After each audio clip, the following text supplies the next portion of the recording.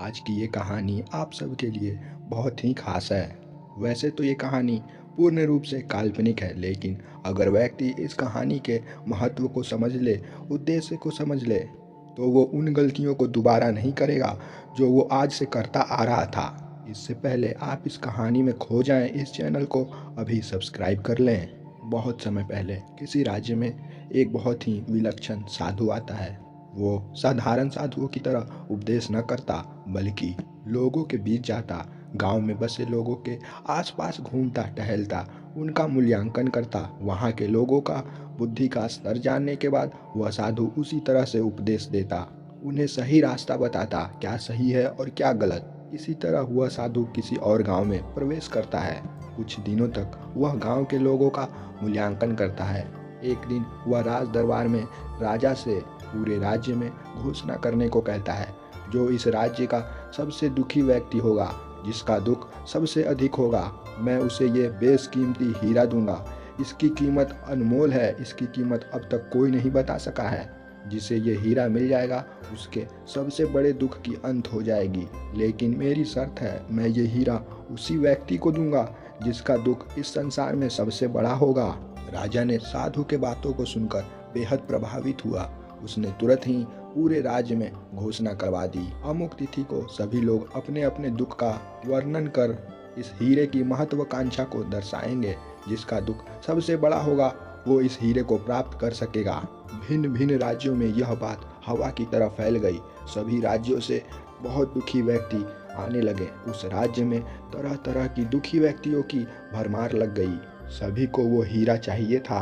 राजा ने थोड़ी देर बाद साधु की आज्ञा प्राप्त कर उन सभी लोगों में घोषणा कर दी, जिनका दुख सबसे बड़ा है वो आगे आएं और अपने दुख का विश्लेषण करें। सबसे पहले उस साधु के पास एक बूढ़ी माँ आती है। रोते बिलखते वो साधु से कहती है, हे महात्मन, मेरा पुत्र सैनिक था, वह इस राज्य की रक्षा करता था। उसकी मौत पराये राज्यों के युद्ध के साथ हो गई। वह वीर गति को प्राप्त हुआ। मैं उसके मृत्यु को दुख को बर्दाश्त नहीं कर पा रही हूँ। क्या आपका ये हीरा मेरे इस दुख को शांत कर सकता है? साधु ने सीधे सीधे कह दिया, आपका दुख बड़ा नहीं है, आप यहाँ से चले जाएं।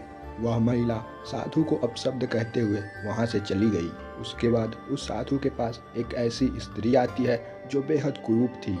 उसका चेहरा इतना डरावना था, कोई भी व्यक्ति उसे देखकर डर जाता। वह स्त्री साधु से कहती है, हे महात्मन, क्या आपके इस हीरे से मैं सुंदरता को प्राप्त कर सकती हूँ? ऐसे स्थिति में कोई मुझसे शादी नहीं करना चाहता। भला मैं ऐसे स्थिति में माँ कैसे बन पाऊंगी? मेरा वंश कैसे बढ़ेगा? हे महात्मा, मेरा दुख सबसे बड़ा है, आप इसका इलाज करो। साधु ने फिर से कड़े शब्दों में कहा, तुम्हारा दुख साधारण है, तुम यहाँ से चली जाओ। उस स्त्री ने भी साधु को गालियाँ देकर वहाँ से चली गई। इस बार साधु के पास गैर राज्य का एक राजा आया।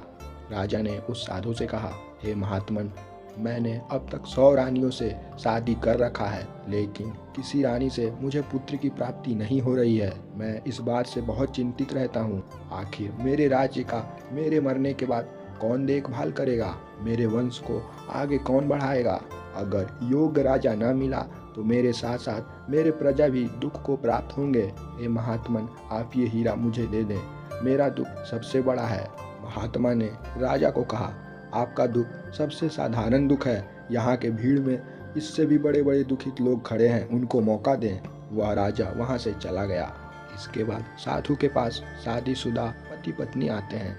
उन्होंने साधु से कहा, हे महात्मन, हम लोगों के शादी हुए 20 साल हो गए, लेकिन अब तक मुझे संतान की प्राप्ति नहीं हुई। बिना संतान के ये जीवन नर्क के समान लगता है। आप मुझे ये हीरा दे दें, मेरा दुख सबसे बड़ा है। साधु ने कहा, इस भीड़ में, इस दुनिया में ऐसे बहुत लोग हैं जिन्हें संतान नहीं है। तुम्हारा दुख बहुत ही सर्वसाधारण है। जाओ, अपने दुख का कारण समझो और इसका उपचार करो। तुम इस हीरे के पात्र नहीं हो। थोड़ी देर बाद साधु के पास ऐसा व्यक्ति आता है जो अपने गोद में अपनी प्रेमिका का मृतक शरीर उनके पास लाकर रख देता है। उस व्यक्ति ने रोते बिलखते हुए साधु से कहा, हे महात्मन, मैं इससे बहुत प्यार करता था, आप इसे जीवित कर दें। मैं आपको अपनी कमाई हुई हर दौलत, पूरी जिंदगी की कमाई आपके चरणों में अर्पित कर दूंगा। बस आप इसे जीवित कर दें। मुझे ये हीरा नहीं चाहिए, बस आप इसे जीवित कर दें। साधु ने कहा, ये तो बहुत आसान है। तुम मर जाओ, ये जीवित हो जाएगी। मैं तुम्हें विष की पुड़िया दे रहा हूँ, इसे खाते ही तुम मर जाओगे और ये जीवित हो जाएगी। उस व्यक्ति ने कहा, मुझे विष की पुड़िया नहीं, आपका वो हीरा चाहिए। उससे मैं मरूंगा भी नहीं और ये जीवित भी हो जाएगी। साधु ने कहा, तुमसे बड़े बड़े दुखी इस दुनिया में हैं, उनके दुखों को मैं जानूंगा। साधु ने कड़े शब्दों में कहा, तुम्हारा दुख बहुत ही छोटा सा है, ऐसे लोगों की दुनिया में कमी नहीं है। जाओ और इस प्रेम की दलदल से, भूल भुलैया से बाहर आओ, असल जिंदगी में जीना सीखो। इस बार साधु के पास एक ऐसी महिला आती है। महिला ने कहा, हे महात्मन, मुझे एक ऐसा रोग है जिसके कारण से मैं प्रतिदिन परेशान रहती हूँ, पीड़ित रहती हूँ। वह रोग है हमेशा गर्भवती रहना।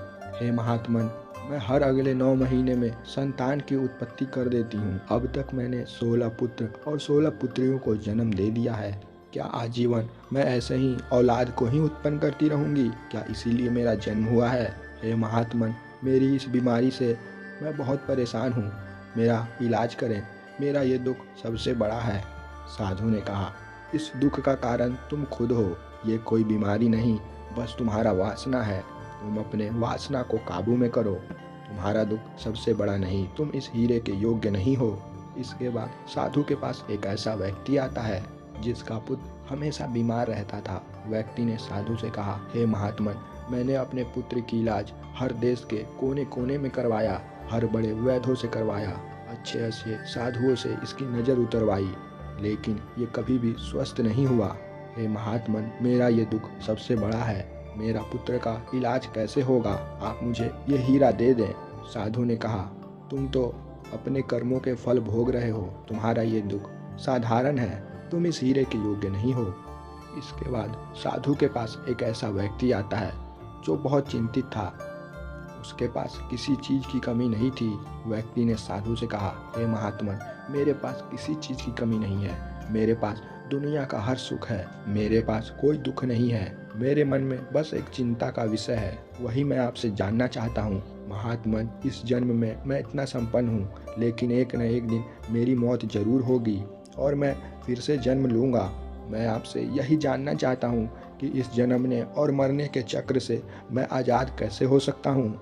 इसी की चिंता मेरे मन में हमेशा बनी रहती है। इस जन्म में तो मेरे पास कोई चीज़ की कमी नहीं, लेकिन इसके बाद मेरा जन्म फिर से होगा।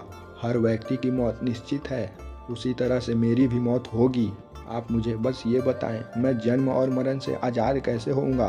क्या मेरी मृत्यु हो जाएगी तो मैं जन्म मरण से आज़ाद हो जाऊंगा? उस साधु ने फौरन ही राजा को कहा, आप घोषणा कर दें, वह व्यक्ति मिल गया है जिसका दुख सबसे बड़ा है। राजा ने सभी लोगों के बीच ये घोषणा कर दी, वो व्यक्ति मिल गया जिसका दुख सबसे बड़ा है। साधु ने खुशी भरे शब्दों में कहा, तुम ही वो व्यक्ति हो जो सबसे दुखी हो। यही सबसे बड़ा दुख है, जन्मना और मरना। सारे दुखों की उत्पत्ति इसी से होती है। अगर व्यक्ति जन्मने मरने से आज़ाद हो जाए तो वो किसी भी दुख में नहीं पड़ेगा। लेकिन आज मैं तुम्हें इस दुख से आज़ाद होने का उपाय बता दूंगा। उस उपाय को तुम हमेशा करना, हर काम को करते हुए करना। तुम एक न एक दिन इस जन्मने और मरने के चक्र से आज़ाद हो जाओगे। ये हीरा तो बस एक बहाना था, तुम्हारे साथ साथ इन सब लोगों को जीवन जीने की एक नई दिशा मिलेगी। ये कहानी तो पूरी तरह से काल्पनिक थी, लेकिन अगर इस कहानी के उद्देश्य को समझा जाए तो आपको बात समझ में आ जाएगी। इस दुनिया में सभी लोग इन्हीं दुखों से पीड़ित हैं। किसी की नौकरी नहीं लग रही है तो किसी को पुत्र प्राप्ति नहीं हो रही है, किसी की तरक्की नहीं हो रही है तो किसी की कद नहीं बढ़ रही है। सबके पास छोटे बड़े दुख हैं, लेकिन उन्हें यही लगता है मेरा दुख सबसे बड़ा है। कुछ लोग तो ऐसे हैं जो दुख से पीड़ित होकर आत्महत्या करने की कोशिश करते हैं। उन मूर्खों को ये नहीं पता है कि मर जाने से दुखों का अंत नहीं होगा, उनको फिर से एक नई शुरुआत मिलेगी। मरना मुक्ति नहीं, एक नई शुरुआत है। फिर से उन्हें इसी धरती पे आना होगा, फिर से वही झंझटों में पड़ना होगा। हिंदू धर्म में मान्यता है, जब बेटा मुखाग्नि देता है तो उनकी मुक्ति हो जाएगी, लेकिन ये बिल्कुल असत्य है। अगर ऐसा होता तो कुत्ते बिल्ली के तो इतने सारे बेटे होते हैं, तो उनकी भी मुक्ति हो जानी चाहिए थी। जन्मना और मरना यही सबसे बड़ा दुख है, और इस दुख का अंत आप पूजा पाठ से बिल्कुल नहीं कर सकते हो। पूजा पाठ इसकी पहली सीढ़ी है। आपको संतों के पास जाना होगा, संत वही हैं जो शांति को प्राप्त कर चुके हैं, जैसे महात्मा बुद्ध, गुरु नानक, संत कबीर। लेकिन कुछ पथभ्रष्ट लोगों ने इनके धर्म को भी अपवित्र कर दिया है, अपने मन मुताबिक बना लिया है। अगर आप भी जन्मने और मरने के चक्र से आज़ाद होना चाहते हो तो सबसे पहले धर्म ग्रंथों का अध्ययन करो। और अधिक ये वीडियो लंबी न करते हुए इस वीडियो को यहीं बंद कर देते हैं। आशा करता हूँ आपके लिए ये कहानी लाभकारी और ज्ञानवर्धक रही होगी।